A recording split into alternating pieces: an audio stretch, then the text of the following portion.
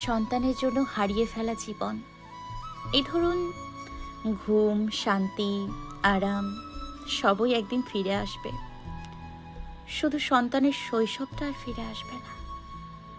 এই সকাল সকাল তার ময়লা কাঁথা কাপড়গুলো আর সযত্নে ধুতে হবে না, তার জন্য শখ করে আর খেলনা কেনা হবে না, জিদ করে দাঁতহীন মাড়ি দিয়ে কামড় দিতে চাইবে না, দুই হাত মুঠ করে আমার চুল ছিঁড়বে না, বাবার চুল ধরে টান দেবে না, ঘন্টায় ঘন্টায় তার জন্য আলাদা খাবার রান্নার পেরেশানিটা আর থাকবে না।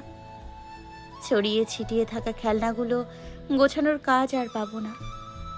নতুন খেলনা দেখলে তার বাবা আর কিনবে না। এই হাতে তাকে আর গোসল করিয়ে দিতে হবে না, খালি বুকটায় তাকে আর জড়িয়ে ধরে ঘুম হবে না, কারণ সন্তান বড় হয়ে যাবে। অসীম যে যন্ত্রণায় ভুগে তাকে নিজের শরীর থেকে বিচ্ছিন্ন করে জন্ম দিয়েছিলাম, সেই যন্ত্রণার ব্যথাটাও শেষ হয়ে গেছে।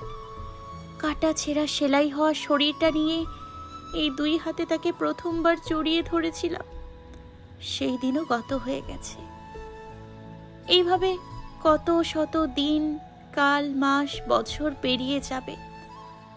আবার কোল ছেড়ে দিয়ে নিজের সংগ্রাম করে বাঁচা শুরু করবে। বুলি না ফোটা যে মুখটার কথার সাথে আমি মা তাল মেলাই, এই মায়ের সাথে অনেক কথা তার আর বলা হবে না।